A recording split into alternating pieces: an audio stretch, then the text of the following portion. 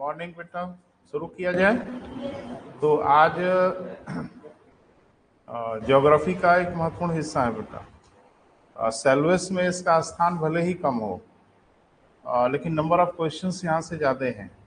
जैसे world geography, geography में हम लोग दो चीज़ पढ़ते हैं ना बेटा।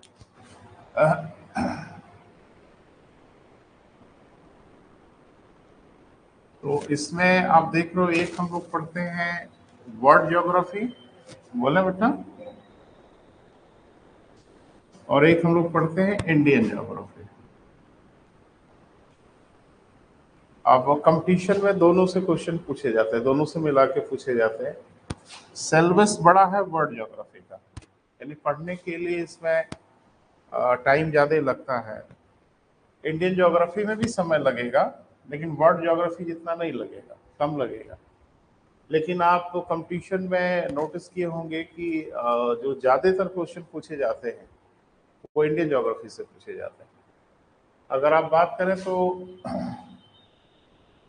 4:6 का या 3:7 का रेशियो रहता है।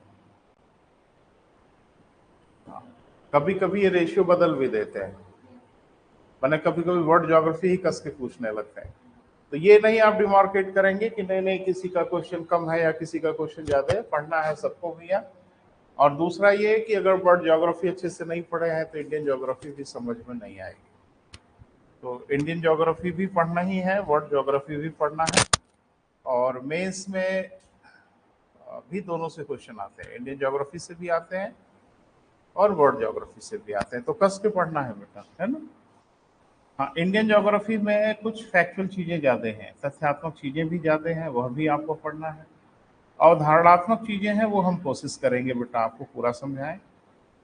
लेकिन फैक्ट हम कोशिश करेंगे ज़्यादा से ज़्यादा कवर करें, लेकिन तथ्यों की कोई सीमा नहीं है बेटा। वो अंतहीन प्रक्रिया है, तो उस पर आप भी सपोर्ट करिएगा, हम भी कोशिश करेंगे। बहरहाल तो आज हम लोग शुरुआत कर देते हैं बेटा इंडियन ज्योग्राफी, और आखिरी सेगमेंट है, इसके बाद हम लोग फिनिश करेंगे।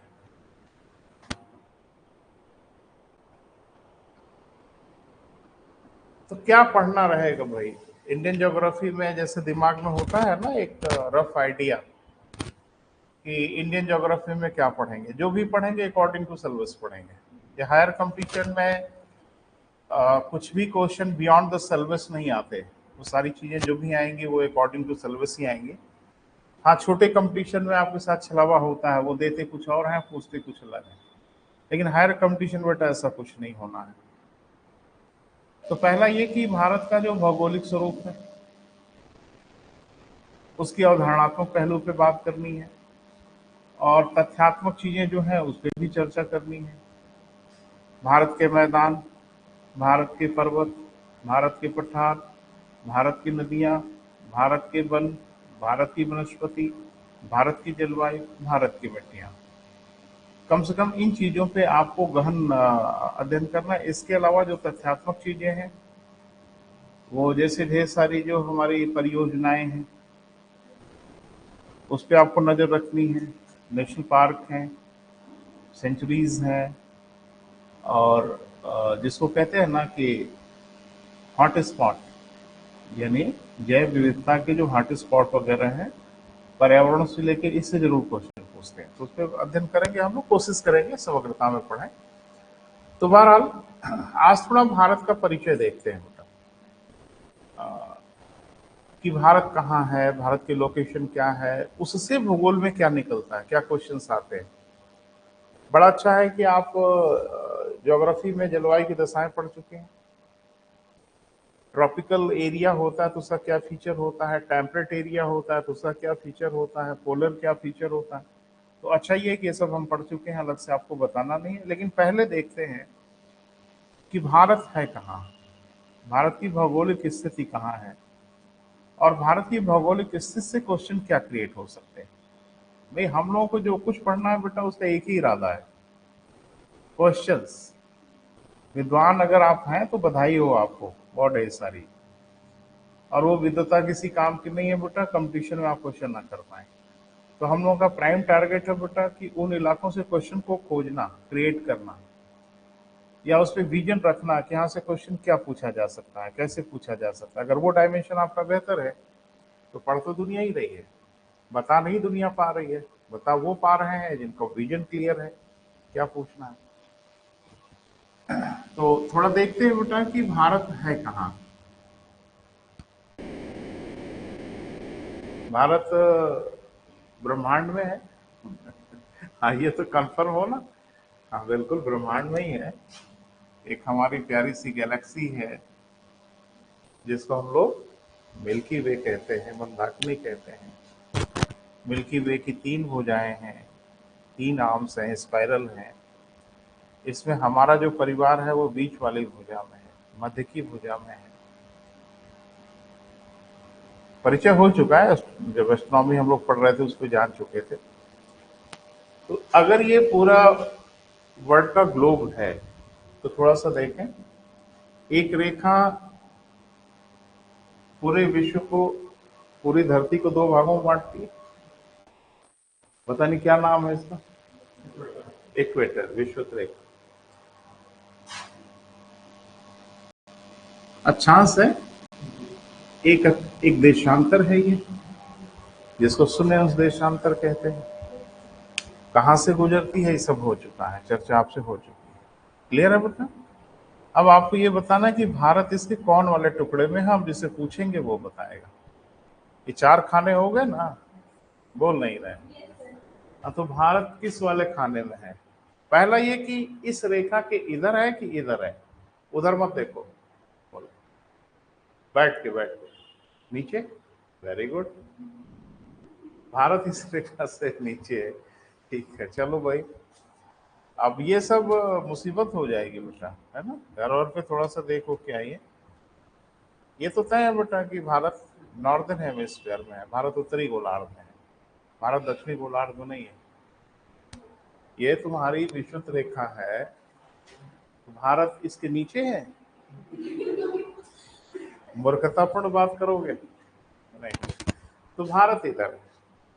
ठीक, अब देखना है कि ये भारत को या पूरे विश्व को 2 भागों में बांटती है। मैंने कहा था ना, इस रेखा के इधर पूरब बोलेंगे और इस रेखा के इधर पश्चिम बोलेंगे। अब ये बताना है कि भारत पूरब की ओर है इसके कि पश्चिम की ओर। इस बार सही कर दो, सारी तुम्हारी गलती माफ। काहे देख रहे हो ऐसे मुझे, कुछ डाउट है क्या? ना, पश्चिम की ओर है। देखो डर रहा है ये। नहीं, 2 और 2 4 होगा तो 4 होगा, अब डराओगे थोड़ी, बदल जाएगा। हाँ बिल्कुल बेटा, पूरब में है। यानी अगर आप अक्षांशों की बात करें तो हम उत्तरी अक्षांशों में हैं, अगर देशांतर की बात करें तो हम पूर्वी देशांतर में हैं। तो भारत के अक्षांश और देशांतर के साथ हमेशा ये शब्द आपको जुड़ा मिलेगा। अक्षांश के साथ हमेशा उत्तरी शब्द आपको दिखेगा जो ये डिफाइन करेगा कि हम नॉर्दर्न हेमिस्फीयर में हैं, और अक्षांशों के साथ हमेशा पूर्वी शब्द दिखेगा जो डिफाइन करेगा तो शून्य अंश देशांतर से हम पूरब की ओर हैं। वो ज्यादा पूरब है कम पूरब है वो बात की बात है। तो थोड़ा सा देखते हो, भारत लगभग कुछ इस कंडीशन में है। अगर आप देशांतर अक्षांशों का विस्तार करें तो अक्षांश देखो, यहां से लेके अक्षांश रेखाएं ऐसे होती है ना बेटा, तो इन अक्षांशों तक। और देशांतर का विस्तार अगर देखें तो देशांतर रेखाएं ऐसे होती है ना बेटा, तो ऐसे है। क्लियर है? तो इसको हम थोड़ा बाहर निकाल देते हैं, यहाँ छोटा लग रहा है ना, इसको बाहर निकाल देते हैं, कुछ ऐसा, है ना। एक बात तो तय है कि देखो ज्यादा ही बड़ा ठीक नहीं है, इसको छोटा ही रहना दो। तो एक बात तय हो गई बेटा कि इसको हम लोग, जो अक्षांश होगा वो उत्तरी से ही शुरू होगा और उत्तरी तक ही जाएगा, देशांतर पूर्वी से शुरू होके पूर्वी तक जाएगा। तो थोड़ा सा मदद अगर कर दें तो बड़ा अच्छा है। कहां से कहां तक है देशांतर, अक्षांश, जो भी याद हो। जोर से बोलिए, लिखना है, और पूरी दुनिया देख रही है। इसका इसका बताइए। हाँ पूरा बोलिए।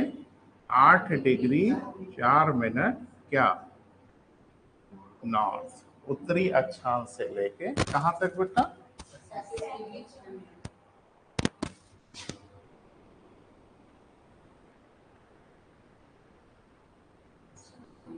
यही ना बेटा, नॉर्थ। मैंने कहा ना कि अक्षांशों के साथ हमेशा हमारे यहाँ उत्तरी लगेगा, लेकिन ध्यान रखना ये रेखा इसकी बात हो रही है, ठीक है? कोई बिंदु नहीं है, वो रेखा की बात हो रही है। ये भी एक रेखा की बात हो रही है, इसकी बात करो। याद है ना? कंफर्म? हमको भी याद है। 68 डिग्री इसके साथ क्या लगेगा बेटा? ईस्ट। पूरब है ना ये? 97 25 ईस्ट। देखो ये सब हर किताब में दिया रहता है, अब बच्चे इस पे ध्यानवान नहीं देते, और बहुत ध्यान देने की चीज भी नहीं है, लेकिन भूगोल के विद्यार्थी हैं, इस पे थोड़ा सा आपको ध्यान तो देना ही पड़ेगा, क्योंकि इससे बहुत ढेर सारी चीजें समझ में आती है ना बेटा? जैसे अगर देशांतर का विस्तार आप देख रहे हैं तो समझ में आ रहा है कि सुदूर पूर्वी कोई भाग होगा, तो सुदूर पूर्वी भाग भारत में कहीं होगा, अरुणाचल प्रदेश में होगा डेफिनेटली, तो कोई एक दक्षिणी बिंदु होगा भारत में। Very good. और पश्चिम अगर बात करें तो गुजरात में हम जा रहे हैं, नहीं इसकी तुलना में पश्चिम में फिर गुजरात में जा रहे हैं, वो सरक्रीक का इलाका है, क्या नाम है बेटा? ये सब खूब रटे हो ना, एक नहीं आएगा, ठीक है? इधर आए, मुख्य भूमिका सुदूर दक्षिणी बिंदु जो है कुमारी अंतरीप या केप कैमरून है, किस प्रदेश में है? तमिलनाडु में। Very good. और सुदूर उत्तरी जो विस्तार है भारत का, ये कोई जगह होगी,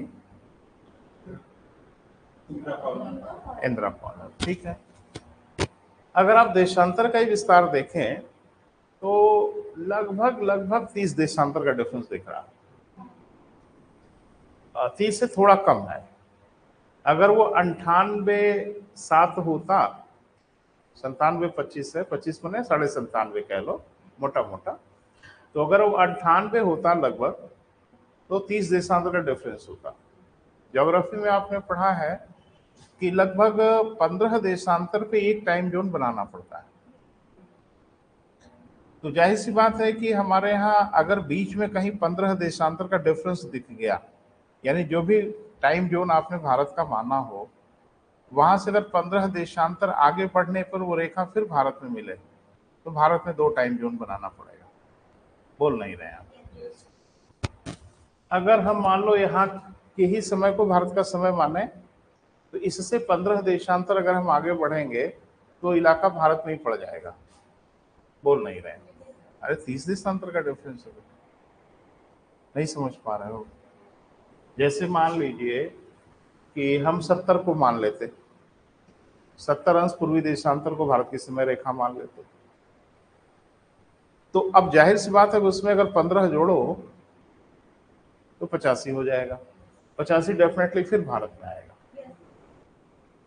और आपको पता है कि 15 देशांतर पे एक समय जोन बनाना ही होगा, क्योंकि 15 देशांतर पे 1 घंटे का डिफरेंस आता है। क्लियर है बेटा? बोल नहीं रहे? तो कम से कम 2 टाइम जोन भारत में हो जाता। इस समस्या से बचने का एक रास्ता हम लोगों ने ढूंढ लिया कि भारत एक ही समय जोन से काम चला ले, इसलिए हमने कहा कि भाई इन दोनों के लगभग बीच में भी हो जाए और उस प्रॉब्लम से भी बच जाए। और वो प्रॉब्लम हुई हम लोगों की सॉल्व ऐसे कि ऐसे मत लिखो, 30 मिनट पूर्वी दिशा, 82.5 माने यही होता है। तो हमने भारत की मानक समय रेखा मान लिया। अब इससे फायदा ये हो गया कि अगर इसमें से 15 घटाओ तो भी भारत के बाहर निकल जाएंगे। गुजरात को उधर चले जाएंगे पश्चिम की ओर, और इसमें अगर 15 हम लोग जोड़ें तो 97-30 हो जाता है, बोले तो भी हम अरुणाचल के आगे निकल जाएंगे, उस बाध्यता से भी बच गए और हमारा काम भी चल गया। हाँ, लेकिन इसका एक दुष्परिणाम जरूर है। दुष्परिणाम यह है कि यहां से अगर भारत का समय निर्धारित हो रहा है, सपोज करें, तो ये एक्चुअल हर जगह वो समय नहीं होता,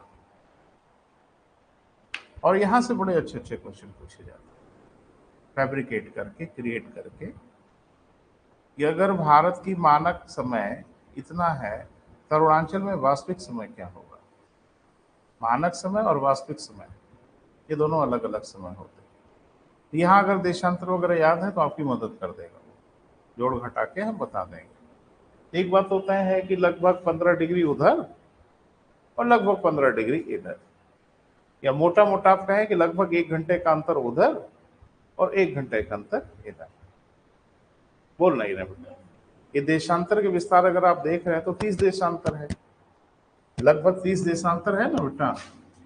और आपको पता है कि एक देशांतर पे 4 मिनट का डिफरेंस होता है, तो 30 गुणे 4 कर दिए और बटे 60 कर दिए, बोले सॉरी 40 का भी, तो ये आ जाएगा आपका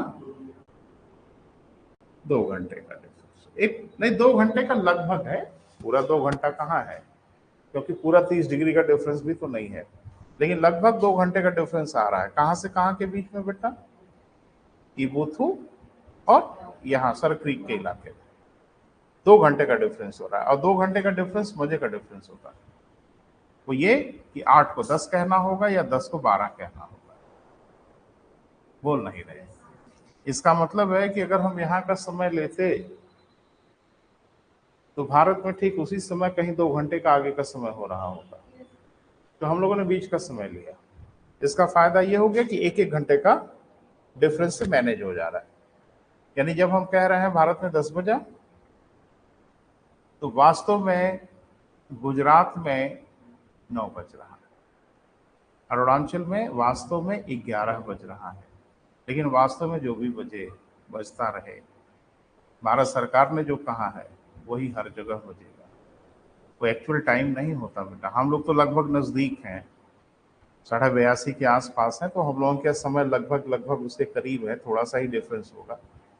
लेकिन अरुणाचल वगैरह में और गुजरात में मजे का डिफरेंस है। जैसे इधर जो रहते हैं वो बाय द वे अगर अरुणाचल या गुजरात में चले जाएं तो समय देख के अंदाजा लगाना मुश्किल हो जाएगा, गड़बड़ा जाएंगे। जैसे हम लोग समय देख के अंदाजा लगाते हैं ना, 12 बज गया होगा, 2 बज गया होगा, वहां गड़बड़ा जाएंगे। क्लियर है बेटा। और जाहिर सी बात है, जब हमारे यहाँ सूर्योदय होगा उसके 1 घंटे पहले अरुणाचल में सूर्योदय हो चुका होता है, और जब हमारे यहाँ सूर्योदय होता है उसके लगभग 1 घंटे बाद गुजरात में सूर्योदय होता है। और जाहिर सी बात है सूर्यास्त का भी यही क्रम होगा, जहां पहले सूर्योदय होगा वहां पहले सूर्यास्त होगा, यही एक बार घेर लिया। छोटी छोटी चीजें हैं बेटा, और आप तथ्य के पीछे पड़े रहते हो। उसने 4 शहरों का नाम दिया भारत के, और कहा कि सबसे पहले सूर्यास्त कहाँ होगा,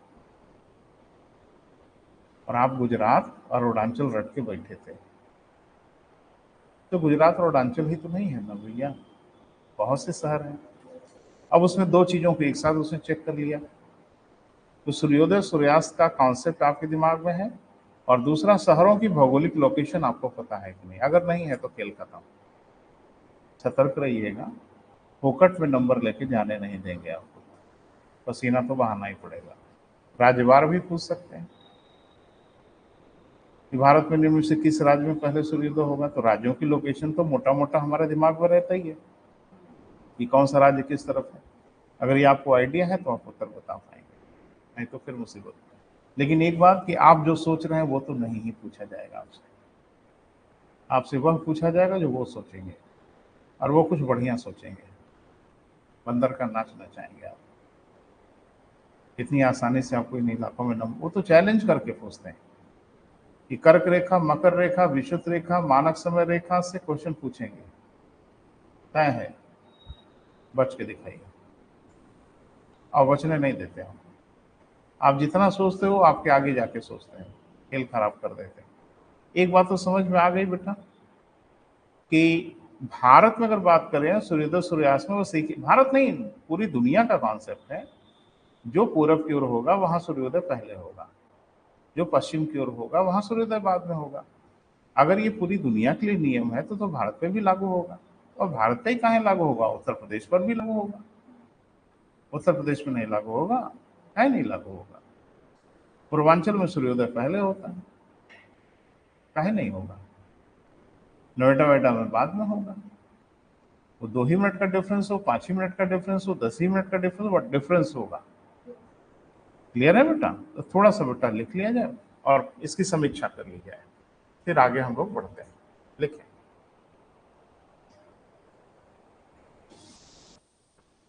भारत उत्तरी गोलार्ध तथा पूर्वी देशांतर पर स्थित है।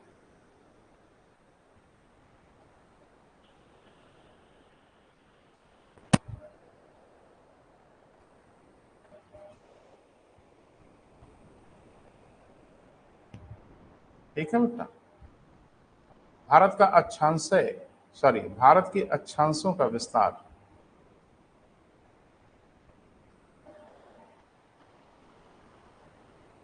भारत के अक्षांशों का विस्तार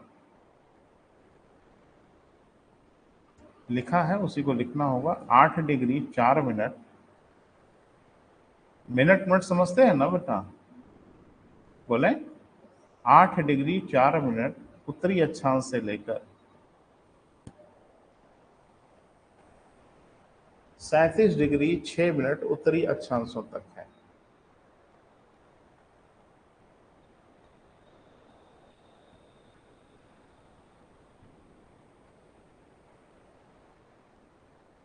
सैंतीस डिग्री 6 मिनट क्या बेटा?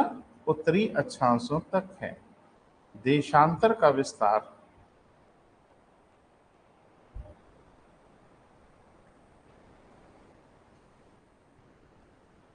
68 डिग्री 7 मिनट पूर्वी देशांतर से,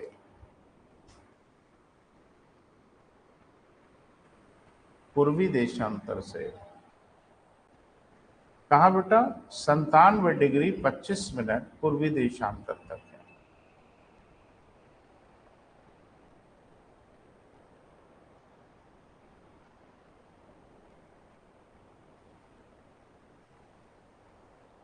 ठीक है? कुछ मोटी मोटी तथ्यात्मक चीजें पहले क्लियर करो, है ना? अवधारणाओं की तरफ, अभी भारत कैसे बना, भारत का कैसे निर्माण हुआ, भारत की भौगोलिक संरचना कैसे बनी, वो बाद में। पहले थोड़ा सा जो तथ्यात्मक चीजें हैं उनको क्लियर किया जाए। क्षेत्रफल के हिसाब से अगर देखें तो भारत का विश्व में 7वां स्थान है। तो भारत से 6 बड़े राष्ट्र होंगे क्षेत्रफल के हिसाब से। 6 का नाम अकॉर्डिंग क्रम से।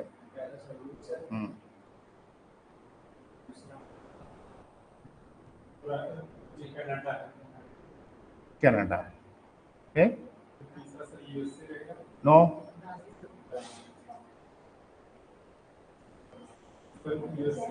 ये सब मत करिए, नुकसान हो जाएगा। हम काहे करेंगे, हम कौन होते हैं करने वाले? क्षेत्रफल बढ़ घट नहीं जाता किसी को। कौन नालायक बोल दिया ये आपसे? वहां नहीं है, ये यहाँ है। क्षेत्रफल सबका स्पेसिफाइड है, सबका क्षेत्रफल लिखा हुआ है। क्षेत्रफल बढ़ घट थोड़ी जाएगा। अरे आप लोग भी गूगल पे पूछ लो ना क्षेत्रफल, क्या सेकंड का काम था? अगर वहां यहाँ हो रहा है, गूगल पे आपको चाइना का क्षेत्रफल पूछ लेना था, गूगल पे आपको यूएसए का क्षेत्रफल पूछ लेना था, दूध का दूध पानी का पानी हो गया होता। अब चाइना को आप ये कह दें कि उन्होंने कब्जा किया हुआ है, हम नहीं जोड़ेंगे, तो दुनिया सब अपने अपने हिसाब से अगर जोड़े तब तो ठीक है। आपको भी ना जोड़े, कह दें कि उधर अरुणाचल और फलाना ढिमाका आपका इलाका नहीं है तो आप ना जोड़ें, ये सब नहीं होगा ना बेटा। तो क्या है बेटा? रशिया है, कनाडा है, ठीक है, चाइना है, यूएसए है, ब्राजील है, ऑस्ट्रेलिया है, देन इंडिया। क्लियर है बेटा? ये एक क्षेत्रफल के हिसाब से उसके बाद 7वां क्रम आता है भारत का। क्लियर है? और जनसंख्या में बताना नहीं है कि हेल्दी पोजीशन है ना, ठीक ठाक पोजीशन है। कहा जाता है टोटल वर्ल्ड पॉपुलेशन के लगभग 17.7% के आसपास जनसंख्या भारत में है। और भूभाग कितना है हमारे पास? 2.4। तो अगर भूभाग 2.4 है पूरे वर्ल्ड का, तो जनसंख्या भी 2.4 होनी चाहिए थी पूरे वर्ल्ड की पॉपुलेशन की। लेकिन क्षेत्रफल हम लोगों का 2.4 है और पॉपुलेशन लगभग 18% के आसपास है, जो तरक्की की ओर ही है। अच्छी न्यूज़ ये है कि हम तरक्की की ओर हैं। दुर्भाग्य से जनगणना हुई नहीं। 2021 में जो जनगणना होनी थी कोविड के कारण नहीं हो पाई। अगर हो गई होती तो शायद कोई दूसरा ही दृश्य होता। होगी तो दृश्य जरूर बदल जाएगा। चाइना अपनी जनसंख्या लगभग रोक के बैठा हुआ है। वहां वन बेबी पॉलिसी है। चाइना में वन बेबी पॉलिसी है, यानी एक पेरेंट के पास सिर्फ एक बच्चा अलाउड है। आप कहेंगे अगर मान लीजिए 2 बच्चे हो गए तो बंदूक लेके आएंगे, गिनेंगे कै लोग हैं परिवार में, तो मालूम चला कि 4 लोग हैं। तो पूछ लेंगे, एक को कम करेंगे। अब आप फैसला कर लो किसको कम होना है, डिसाइड कर लीजिए। कम वो करेंगे जरूर। वो तो बंदूक के बल पे पॉपुलेशन को कंट्रोल कर रहे हैं, और हम लोग आग्रह के बल पे कंट्रोल कर रहे हैं, निवेदन करते रहते हैं। परिवार नियोजन का कार्यक्रम, फैमिली कंट्रोल का कार्यक्रम दुनिया में सबसे पहले भारत में शुरू हुआ, और वो भी ढाके 3 पात। मैंने सिर्फ यहाँ अनुनय विनय है, क्योंकि इसमें बड़े रिलीजियस रीजन भी हैं, धार्मिक कारण है। अगर आप एक विशेष धर्म की बात करें तो उनकी धार्मिक मान्यताएं जुड़ी हुई हैं। हम किसी को गलत सही नहीं कह रहे हैं बेटा, लेकिन उनकी धार्मिक मान्यताएं हैं। हिंदू धर्म की अगर बात करें तो हिंदू धर्म में तो हम लोग हमेशा समय के हिसाब से बदलने वाले लोग रहे हैं। परिस्थितियां जैसी रही हैं उसके हिसाब से हमने चीज़ों को अडॉप्ट कर लिया। अभी आप देखोगे बहुत ढेर सारे ऐसे परिवार हैं जो सिंगल बेबी कॉन्सेप्ट वाले हैं। बहुत ढेर सारे परिवार, उनके परिवार में एक ही बेबी है। वो नहीं चाहते कि हमारे बच्चे ज़्यादा हों, क्योंकि उनकी परवरिश करनी है, उनकी शिक्षा दीक्षा करनी है। बाकी क्रिकेट की टीम वाले भी परिवार हैं, है ना। उनका ये कहना है कि ऊपर वाला भेजा है तो व्यवस्था करेगा ही। धरती पे अगर आप आए हैं तो जिएंगे है ही है। वो चाहे पंचर बना के जिए और चाहे गूगल का सीईओ बन के जिए, जीना तो पड़ेगा ही ना बेटा। तो वो अलग कॉन्सेप्ट है। इसीलिए जब आपातकाल लगा था ना, इंदिरा जी ने 75 में जब आपातकाल लगाया था तो झल्ला गई थी एकदम से। उन्होंने कहा कि इन लोग से हाथ जोड़ जोड़ के आग्रह कर रहे हैं, किसी को समझ में नहीं आ रहा है, जनसंख्या ना बढ़ाएं और बेतहाशा गति से जनसंख्या बढ़ाया जा रहा हो। तो उन्होंने एक बृहद स्तर पर नसबंदी कार्यक्रम शुरू कराया, क्योंकि उनको पता था कि आपातकाल में ही हो सकता है, बाकी तो हो ही नहीं सकता। जो कराया वो कराया इंदिरा जी ने। आपातकाल जिस पर्पज से लगाया वो लगाया, वो बात की बात है। लेकिन उसमें एक बड़ा भयानक कार्य किया गया कि नसबंदी का कार्यक्रम इतने बृहद स्तर पर चलाया कि पूछो मत। ना कोई नेतागिरी, ना कोई तू, ना कोई मैं, ना किसी की हैसियत चूं चपड़। पुलिस गाड़ी लेके निकलती थी, 2 डॉक्टर साथ में, सड़क पे जो मिल गया उसी को धर लिया। शादी हुई है नहीं हुई है, बच्चे हैं नहीं है, कोई फर्क नहीं पड़ता, तबाही मचा के रख दिया। हाँ, तो थोड़ा कलेजे को ठंडक मिली इंदिरा जी को कि कुछ पॉपुलेशन कंट्रोल हुआ। लेकिन उसके बाद चूंकि फिर आपातकाल जब हट गया तो भाई रूल है, रेगुलेशंस हैं, विधियां हैं, वो सब आपके साथ आके खड़ी हो जाती हैं। एक धर्म विशेष, अभी तो देख रहे हो जनसंख्या पर कुछ कानून वानून बनाने की बातें इधर उधर से उठ रही हैं, लेकिन प्रबल स्तर पर विरोध हो रहा है कि नहीं ऐसे नहीं हो सकता। कुछ राज्य पहल कर रहे हैं, इस पर शुरुआत कर रहे हैं। होना ही चाहिए बेटा। पॉपुलेशन बढ़ेगी, आपकी जरूरतें होंगी, डिमांड करोगे, सरकार को कोसोगे। सरकार कुछ कर रही है, सरकार क्या करेगी? सरकार ऑलमाइटी थोड़ा ही है। सर्वशक्तिमान थोड़ी है, सरकार अपने पॉकेट के हिसाब से ही काम कर सकती है ना। सरकार पास एक पिता जैसा समझो ना, एक पिता उतना ही कर सकता है बेटा जितनी उसकी आर्थिक स्थिति है।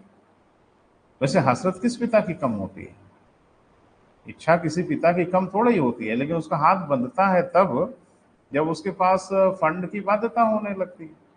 नहीं, पिता की इच्छाएं कम थोड़ी होती हैं, किसी देश की इच्छा कम नहीं होती, लेकिन वो देश चीजों को इसलिए नहीं कर पाता कि फाइनेंशियल कुछ कंडीशंस होती है ना बेटा हर देश की। देखिए ना हमारे फाइनेंशियल कंडीशन जैसे जैसे ठीक होती जा रही है, हम तो इतने लोगों को फ्री में खाना खिलाते हैं ना बेटा, जितना बहुत ढेर सारे देशों की जनसंख्या होगी उतने लोगों को भारत फ्री में खाना खिलाता है हर महीने, उतना राशन देता है सबको फ्री में। तो पैसा हुआ है तभी तो दे पा रहे हैं।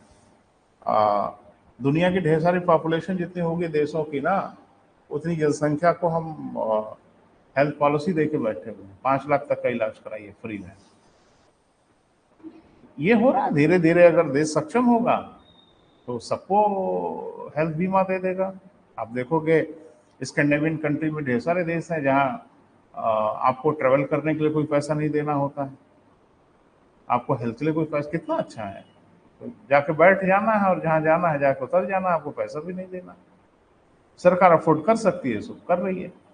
दिल्ली में मैंने सुना है केजरीवाल महिलाओं को अफोर्ड कर पा रहे हैं, सो कर रहे हैं।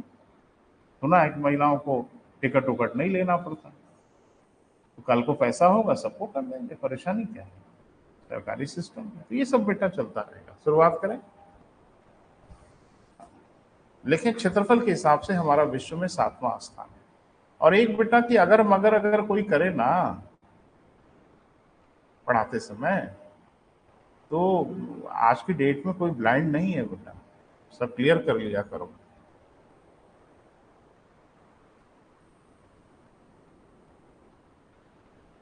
हो गया बेटा, 7वां स्थान है, ठीक है। अब देखो आपको पता है चाहे ना पता हो, एक टीचर के रूप में मेरा दायित्व है कि मैं उसको लिखाऊंगा जरूर, है ना। देखिए भारत का भू क्षेत्रफल संपूर्ण विश्व के भू क्षेत्रफल के 2.4%, 4 3 है, 4 लिख लो, 2.43%। जबकि जनसंख्या संपूर्ण विश्व की जनसंख्या के लगभग 17.7% के आसपास।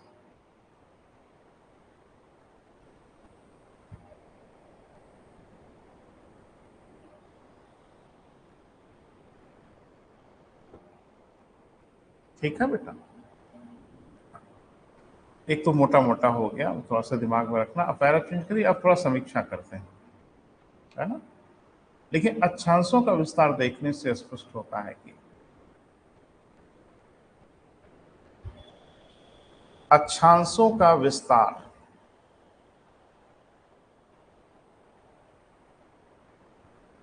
देखने से स्पष्ट होता है कि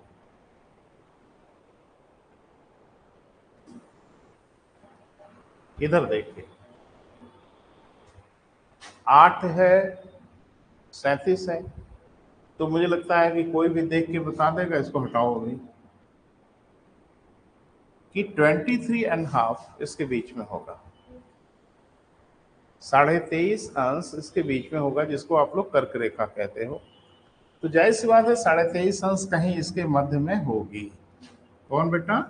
23 डिग्री एंड 30 मिनट ईस्ट, जिसको आप लोग क्या बोलते हो बेटा? कर्क रेखा। क्लास 6 से रट रहे हैं आप, अच्छी बात है, रटना भी चाहिए। कर्क रेखा भारत को 2 भागों में बांट रही है। आपको पता कि कर्क रेखा 2 भागों में जब बांटती है तो गोल खिलाती है। कर्क रेखा से उत्तर का जो हिस्सा है ज्योग्राफी के हिसाब से वो टेम्परेट जोन है, यानी इसके इधर का जो भारत है वो क्या है बेटा?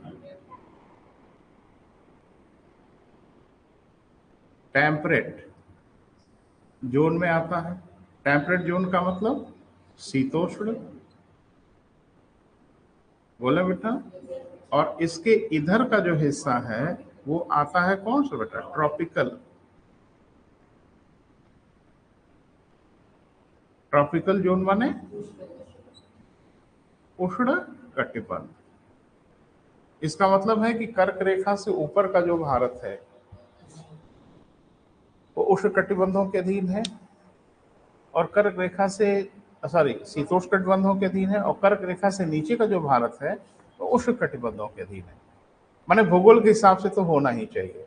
अब मौके पे चल के देखते हैं कि ऐसा है कि नहीं है, और अगर है तो ठीक, और नहीं है तो काहे नहीं है, क्योंकि कोई ना कोई रीजन जरूर होगा। अब ये देखते हैं कि जो प्रायद्वीपीय भारत है, यानी कर्क रेखा से दक्षिण का जो भारत है, नीचे वाला हिस्सा, ये माने आइडियल ट्रॉपिकल है कि नहीं है, तो जवाब है नहीं है। लू उनके यहां चलनी चाहिए, लू उष्ण कटिबंध में चले, लू शीतोष्ण में काहे चले, लेकिन लू उत्तर भारत में चलती है, प्रायद्वीपीय भारत में कहीं लू नहीं चलती। तो जो हमारा प्रायद्वीपीय भारत है उसको टिपिकल जो ट्रॉपिकल होना चाहिए वो नहीं हो पाता। तो इसके लिए वर्ल्ड ज्योग्राफी नहीं रिस्पॉन्सिबल है, इसके लिए हमारा लोकल जो कंडीशन है वो रिस्पॉन्सिबल है, क्योंकि प्रायद्वीपीय भारत तीन ओर से सागरों से घिरा हुआ है, इसको तीन ओर से सागरों ने घेर के रखा है, और तीन ओर से सागरों ने घेरा है, इसकी वजह से सागर अपना कैरेक्टर तो छोड़ेगा। और सागर का एक बड़ा अच्छा कैरेक्टर है कि न वो तेजी से गर्म होता है, न वो तेजी से ठंडा होता है। इसलिए जो प्रायद्वीपीय भारत है इसको जितना उष्ण होना चाहिए उतना उष्ण वो हो नहीं पाता, क्योंकि सागर उसको न्यूट्रलाइज करते रहे। ट्रॉपिकल जोन में ही एक शहर है आपका जिसको हम लोग कहते हैं बेंगलोर। कभी टीवी पे टेम्परेचर देखिए, साल भर इसका टेम्परेचर 19 से लेके 23-24 के आसपास रहता है, और ये तो लगभग एयर कंडीशन का टेम्परेचर है भाई। इसलिए बेंगलोर को हम लोग एयर कंडीशन सिटी भी कहते हैं, एयर कंडीशन सिटी है। मई के महीने में धूप में चलेंगे आपको बुरा नहीं लगेगा, तब जब तो ट्रॉपिकल है और हम लोग टेम्परेट हैं। क्लियर है बेटा? तो थोड़ा सा शुरुआत करिए। कर्क रेखा, कर्क रेखा मतलब 23.5 डिग्री नॉर्थ, भारत के लगभग मध्य से गुजरती है।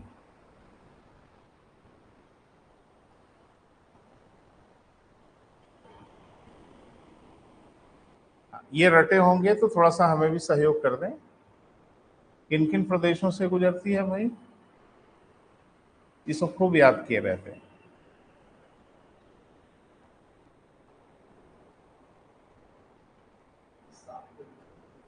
सात, ठीक है, छोटी छोटी चीजें दिमाग से निकल जाती हैं, लेकिन परीक्षा में चीजें छोटी बड़ी नहीं होती। आपकी हर गलती के लिए बराबर सजा दी जाती है, वो छोटी हो चाहे बड़ी हो। भरने में गलती करोगे तो भी सजा वही मिलेगी, तो नंबर गलत भर दोगे तो भी बाहर की जाओगे। तो आपकी हर गलती का जो पनिशमेंट है वो आप ही को मिलेगा। बहरहाल नाम बताओ बेटा।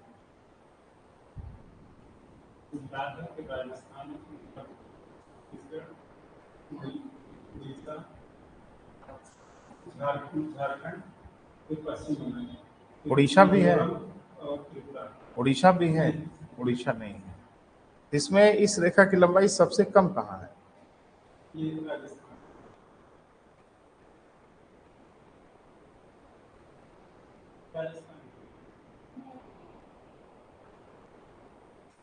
देख रहे, सबसे अधिक, सबसे अधिक कहाँ है बेटा? नॉर्थ ईस्ट के कौन से दो प्रदेशों में? नॉर्थ ईस्ट में उत्तर पूर्व, मिजोरम त्रिपुरा, मिजोरम मणिपुर, मिजोरम मेघालय। नाक में दम किया था ऐसे ही।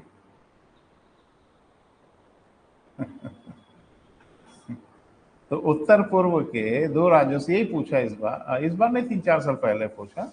वो कुछ ट्विस्ट करेंगे ना बेटा, ऐसे कैसे पूछेंगे? तो उन्होंने सिर्फ इतना सा ट्विस्ट किया कि उत्तर पूर्व के किन दो राज्यों से गुजरते, त्रिपुरा मिजोरम से। और ये नाम अगर क्लियर नहीं है तो वहाँ मेघालय दे देगा, मणिपुर दे देगा तो उसी में आप परेशान होने लगेंगे, है ना बेटा। ये थोड़ा ध्यान रखिएगा। लेकिन ये है कि मैप खोलिएगा, मैप खोल के भारत का प्राकृतिक और राजनीतिक दोनों रखिएगा। प्राकृतिक भी देखिएगा कि किस किस टेरेन से गुजर रही है, किस किस इलाके से गुजर रही है, कोई पर्वत श्रृंखला बीच में आ रही है, नहीं आ रही है, फोकस करिएगा। घेर के पूछेंगे और घेर के मारेंगे आपको। यही आप जैसा सोच रहे हैं वैसा नहीं होना है, होना है, क्योंकि आप सोचोगे कुछ और वो हमला करेंगे कहीं और से। रिवर्स देख लीजिएगा, पर्वत देख लीजिएगा, बड़े बड़े शहर देख लीजिएगा, सारे इलाके जरा देख लीजिएगा। इसमें आपको ही थोड़ा सा बेटा काम करना पड़ेगा। क्लियर है? सही बताया आपने। प्रदेश कौन कौन से हैं बेटा? गुजरात है, राजस्थान है, मध्य प्रदेश है, छत्तीसगढ़ है, झारखंड है, पश्चिम बंगाल है, त्रिपुरा है, मिजोरम। 8 प्रदेशों से होके गुजरती है। ये हम लिखवाएंगे नहीं बेटा, है ना, कोई मतलब नहीं है इसका, हमने आपको बता दिया। हाँ, मध्य से गुजरती है। ये भारत को 2 जलवायु की दशाओं में विभाजित करती है। लिख, यह भारत को 2 जलवायु की दशाओं में विभाजित करती है।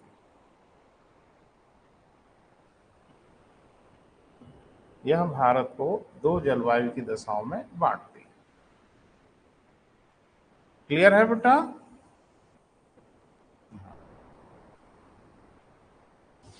तो बारी बारी से डिफाइन कर लिया जाए, जरा समझ लिया जाए। अगर है तो क्यों नहीं है, रीजन तो होगा ना। अगर है तो बड़ा अच्छा है, नहीं है तो क्यों नहीं है, ये तो जानने की कोशिश करेंगे ना बेटा। तो पहले ये देखते हैं कि कर्क रेखा से उत्तर का जो भारत है वो शीतोष्ण हो पाता है। शीतोष्ण का मतलब है कि 2 अस्पष्ट ऋतुएं। तो पहला सवाल तो सही है कि हाँ 2 अस्पष्ट ऋतुएं। उत्तर भारत में 2 अस्पष्ट ऋतुएं आपको नजर आती है, गंभीर ग्रीष्मकाल और एक गंभीर शीतकाल। लेकिन अगर ओवरऑल देखें आप, उत्तर भारत में थ्रू आउट ईयर गर्मी ही डोमिनेट करती है। वर्ष के 1 आध महीने अगर आप छोड़ दो तो मुझे लगता है ज्यादातर तो गर्मी ही डोमिनेट कर रही होती है। वर्षा काल में भी गर्मी है, ग्रीष्म काल में भी गर्मी है। मान के चलो आप कि मध्य दिसंबर से जनवरी तक 1 डेढ़ महीना, मध्य दिसंबर क्या, मान लो कि 1 महीने के आसपास आपके यहाँ ठंड रहती है। तो क्या शीतोष्ण यही होता है? आधे आधे का डिमार्केशन होना चाहिए था। तो ये कारण क्यों है? इसके पीछे सिर्फ और सिर्फ हिमालय रिस्पॉन्सिबल है। यानी उत्तर भारत जो गंभीर शीतोष्ण नहीं हो पाता, उसके पीछे सबसे बड़ा कारण है बेटा हिमालय। अरे भारत को देखोगे तो दंग हो जाओगे। उधर देखो, 3 ओर से हिमालय ने बड़े, जो ब्राउन कलर आपको दिख रहा है वो 3 ओर से हिमालय ने बड़े कस के घेरा हुआ है। और इधर जो इलाका बचा इसको सागर ने कस के घेरा हुआ, तो पैक कर दिया भारत को।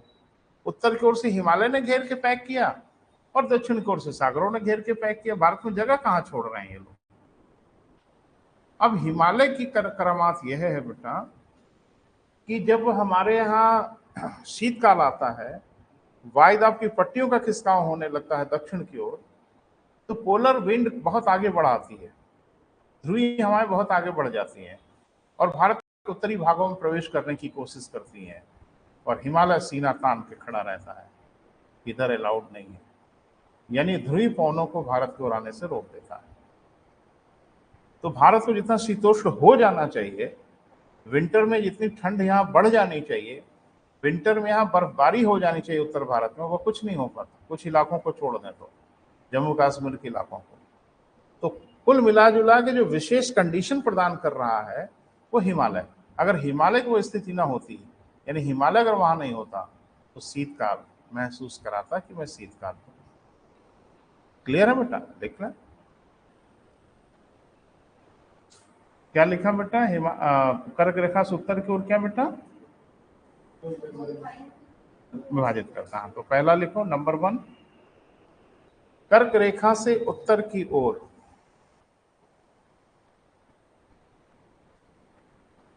कर्क रेखा से क्या बेटा उत्तर की ओर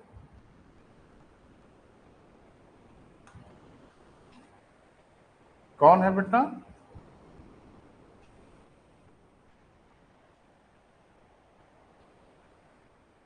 शीतोष्ण कटिबंध। कर्क रेखा से उत्तर की ओर क्या बेटा? शीतोष्ण कटिबंध। दूसरा, कर्क रेखा से दक्षिण की ओर उष्ण कटिबंध। ये तो भूगोल के हिसाब से होना चाहिए था, बोले बेटा?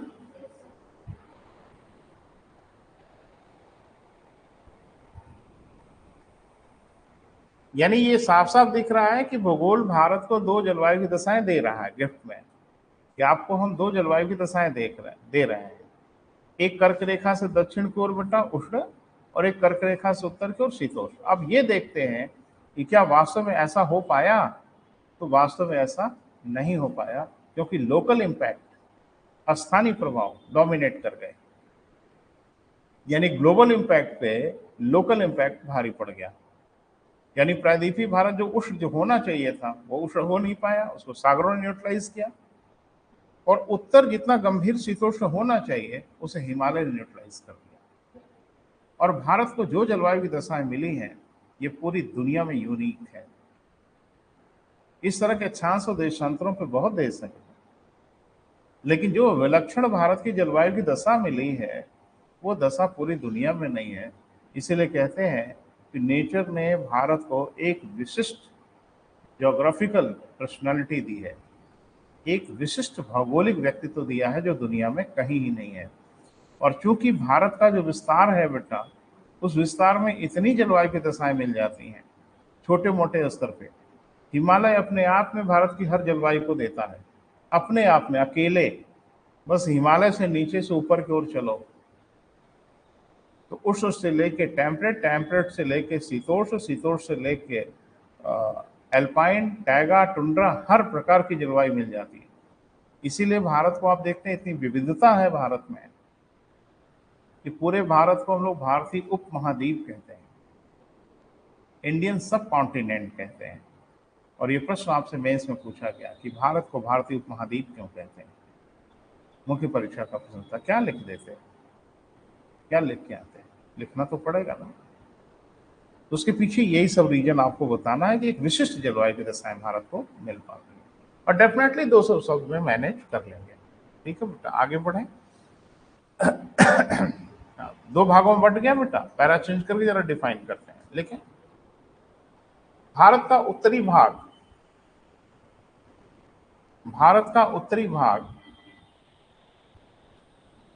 गंभीर शीतोष्ण कटिबंधीय दशाओं में नहीं जा पाता।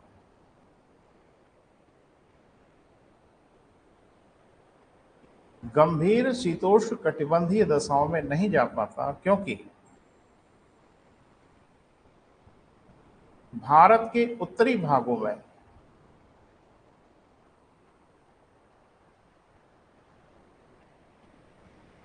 भारत के उत्तरी भागों में वर्ष भर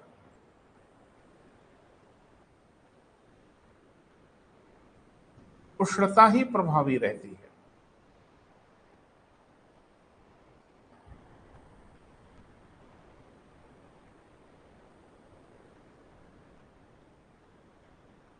ठीक है, ब्रैकेट में जरूर लिख लें, कुछ महीने ही इसके अपवाद हैं, एक्सेप्शन है। कुछ महीने ही इसके अपवाद हैं। ठीक है बेटा, इसका मुख्य कारण हिमालय की अवस्थिति है। इसका मुख्य कारण क्या बेटा? हिमालय की अवस्थिति है, हिमालय की पोजीशन है।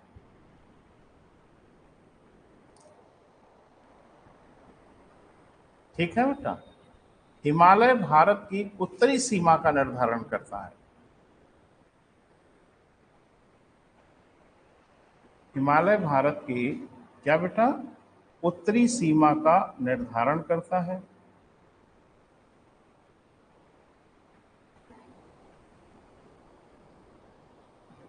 यह विश्व की सबसे ऊंची पर्वत श्रृंखला है, कोई शक?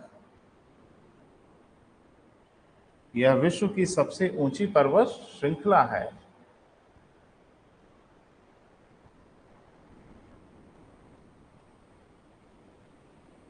ठीक है बेटा, अब थोड़ा सा लिखना पड़ेगा, समझना पड़ेगा। मैंने आपको बताया था कि जो ध्रुवीय पवन होती है वो ठंडी होती है, चर्चा कभी हुई है। ठंडी होने के कारण भारी होती है, भारी होने के कारण थोड़ा नीचे से चलती है, यानी काफी अपर पोजीशन लेकर वो नहीं चल पाती। और बस हिमालय उनके लिए तो पर्याप्त है ही, और हिमालय उनको वहीं पे रोकता है। यानी भारत के अंदर उत्तरी भागों में ध्रुवीय पवनों को प्रवेश करने ही नहीं देता, और ध्रुवीय पवनों का जब प्रवेश नहीं हो पाएगा तो शीत प्रभावी नहीं हो पाएगा। नहीं तो शीतकाल में बता तो रहा हूं बेटा, हिमालय न होता तो पूरा उत्तर भारत जम जाता विंटर्स में। लेकिन हिमालय इतना बढ़िया काम कर लेता है कि एकदम ध्रुवीय पवनों को वहीं का वहीं रोक लेता है, और जो शीतोष्ण का प्रभाव होना चाहिए हमारे ऊपर वो नहीं हो पाता। तो थोड़ा सा बेटा डिटेल में चलते हैं, लिखें। शीतकाल में, शीतकाल किधर बेटा? उत्तरी गोलार्ध की बात हो रही है। शीतकाल दोनों गोलार्ध में कॉमन नहीं होता, यानी उत्तरी गोलार्ध में, ब्रैकेट में लिख लेना, उत्तरी गोलार्ध शीतकाल में वायुदाब की पट्टियों का खिसकाव दक्षिण की ओर हो जाता है।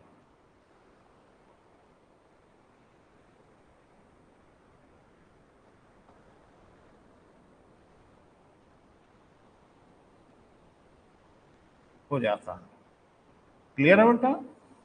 ध्रुवीय पवनें निम्न अक्षांशों तक चलने लगती हैं।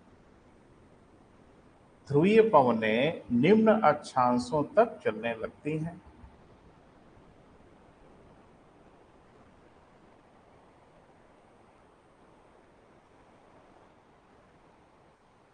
परंतु हिमालय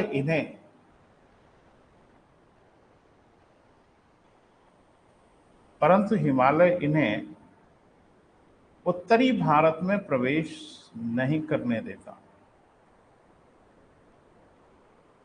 परंतु हिमालय इन्हें उत्तरी भारत में प्रवेश नहीं करने देता, जिसके कारण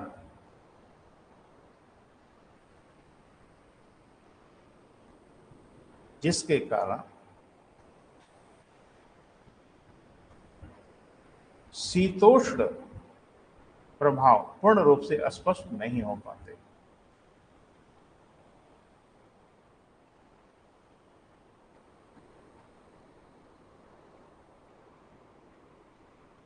तथा शीतकाल में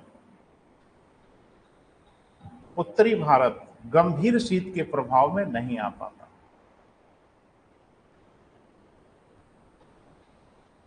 गंभीर शीत के प्रभाव में नहीं आ पाता।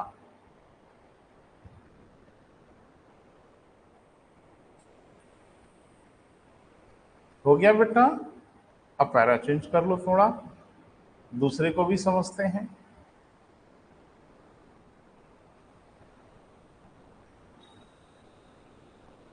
दूसरा क्या है बेटा? उष्णकटिबंध, है ना? लिखें। कर्क रेखा से दक्षिण की ओर भारत उष्णकटिबंधीय क्षेत्रों में माना जाता है।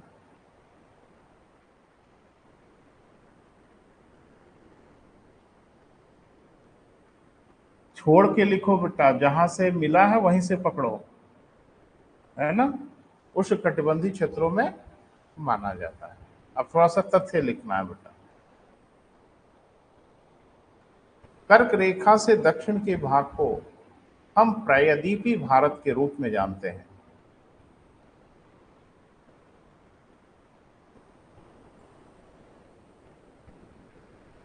कर्क रेखा से दक्षिण के भाग को हम किस रूप में बेटा? प्रायद्वीपीय, पेनिनसुलर इंडिया, प्रायद्वीपीय भारत के नाम से जानते हैं, जिसमें मुख्य भूमि की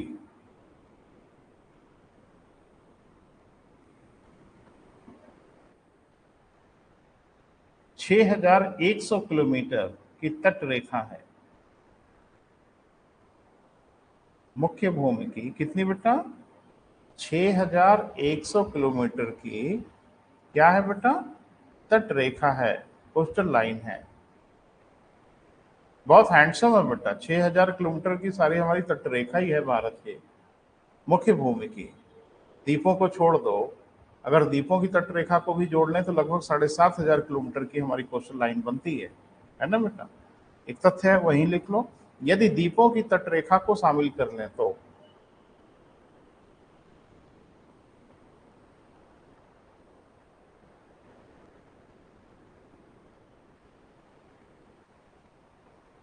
भारत की संपूर्ण तटरेखा लगभग 7500 किलोमीटर।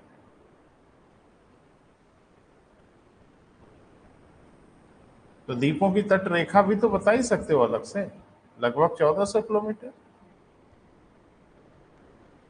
क्लियर है बेटा?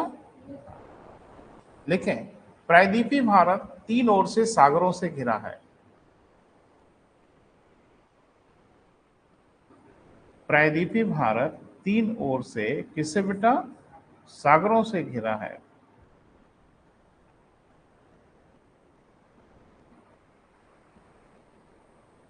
जो अपना प्रभाव इन क्षेत्रों पे स्पष्ट रूप से डालता है।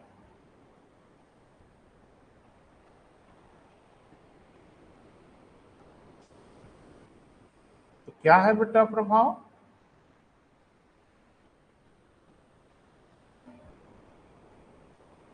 पहला तो ये बेटा कि उसका ताप को लेके जो सेंसिटिविटी है पानी की वो बहुत अलग तरह की है, और स्थलों की टेम्परेचर को लेके सेंसिटिविटी अलग प्रकार की है। जब आप वर्ल्ड ज्योग्राफी पढ़ रहे थे, हम आपसे बात कर रहे थे, तो मैंने बताया था कि स्थल तेजी से गर्म होते हैं, तेजी से ठंडे होते हैं, क्विक रिस्पॉन्स करते हैं। पानी का रिस्पॉन्स बहुत धीरे धीरे होता है। हाँ, पानी ज्यादा टेम्परेचर को लेता है। आपने पढ़ा है कि जल का एल्बिडो 2 से 3% होता है, अगर याद हो तो। इसका मतलब है सबसे ज्यादा उष्मा वही ग्रहण करता है। लेकिन उसमें समस्या यह है कि सूर्य की किरणें लगभग 200 मीटर अंदर तक चली जाती है, 183 मीटर तक। तो टेम्परेचर डिस्ट्रीब्यूट हो जाता है काफी अंदर तक, इसलिए क्विक रिस्पॉन्स नहीं कर पाता। पूरा पानी गर्म होगा तब तो टेम्परेचर इनहेंस होगा। स्थल का क्या है कि सूर्य की किरणें सरफेस पे ही रह जाती है, इसे रिस्पॉन्स तेजी से आता है ना बेटा? लिख लें, स्थलों का यह गुण होता है कि वह तेजी से गर्म तथा तेजी से ठंडे होते हैं।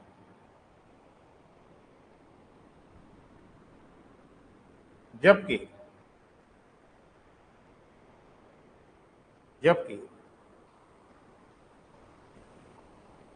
सागर धीरे धीरे गर्म होते हैं तथा धीरे धीरे ठंडे होते हैं।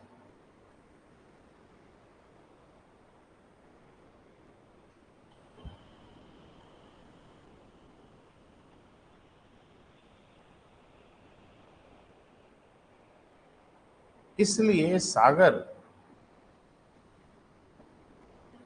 आसपास के तटीय भागों के तापमान को इसलिए अगर आसपास के तटीय भागों के तापमान को संतुलित करते हैं, बैलेंस करते हैं। संतुलित करने का मतलब अधिक ताप होगा स्थलों पर तो क्या करेंगे बेटा? घटा देंगे, और कम ताप होगा तो बढ़ा देंगे। कभी आपने बॉम्बे में जाड़े, बॉम्बे कोई बहुत एक्सट्रीम प्रायद्वीपीय भारत नहीं है, लेकिन कभी आपने बॉम्बे में जाड़े में लोगों को स्वेटर पहने नहीं देखा होगा। वो नहीं पहनते। क्यों नहीं पहनते? क्योंकि सागर है ना, वो ठेका लिया हुआ है भाई। ऊपर वाले ने उसको ठेका दिया, देखो भाई तुम्हारी जिम्मेदारी है, अगर स्थलों पे गर्मी बढ़ेगी तो ठंडक करना, और ठंडक बढ़ेगी तो गर्मी कर देना। क्योंकि स्थल अगर क्विक रिस्पॉन्स करके ठंडे हो रहे हैं तो सागर तो उतने ठंडे होंगे नहीं। और अब पवन डिस्ट्रीब्यूट करेंगे टेम्परेचर को। तो ये सागर क्या करता है बेटा? टेम्परेचर को डिस्ट्रीब्यूट करता रहता है, बांटता रहता है। उसके पास अपने तरीके हैं, तो वो ना ठंडा होने देता है ना वो गर्मी बढ़ने देता है। इसलिए प्रायद्वीपीय भारत को जो गंभीर ट्रॉपिकल होना चाहिए वो नहीं हो पाता, क्योंकि सागर उसको मैनेज कर लेते हैं। ठीक है, सागरों के कारण ही प्रायद्वीपीय भारत गंभीर उष्ण कटिबंधों में परिवर्तित नहीं हो पाता।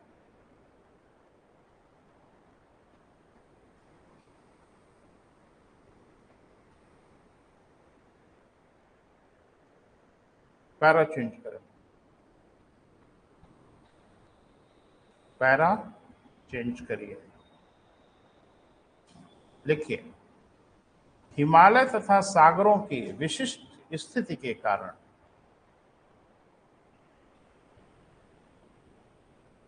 हिमालय तथा सागरों की विशिष्ट स्थिति के कारण भारत को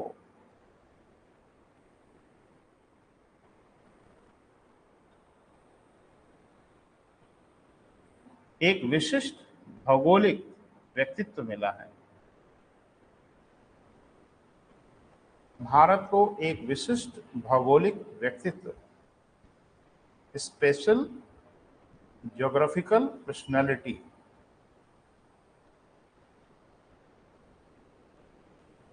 मिली है जो विश्व में कहीं भी नहीं है।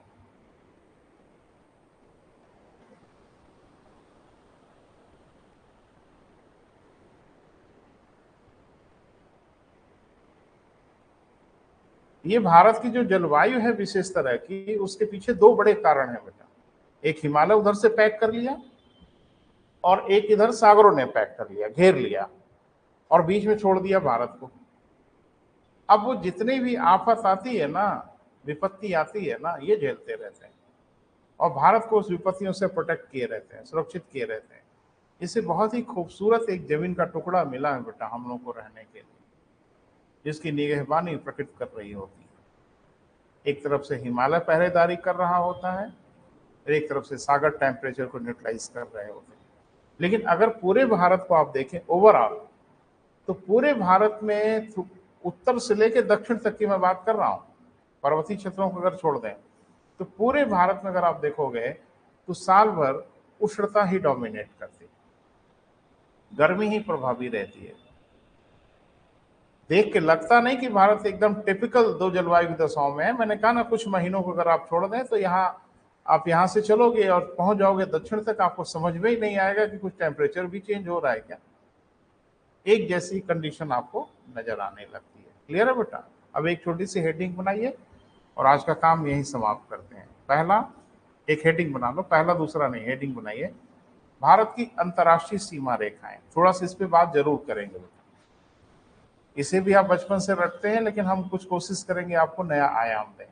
भारत की अंतर्राष्ट्रीय सीमा रेखाएं, अब इस पे कल बात करेंगे बेटा, तो आज यहीं तक, ठीक है बेटा।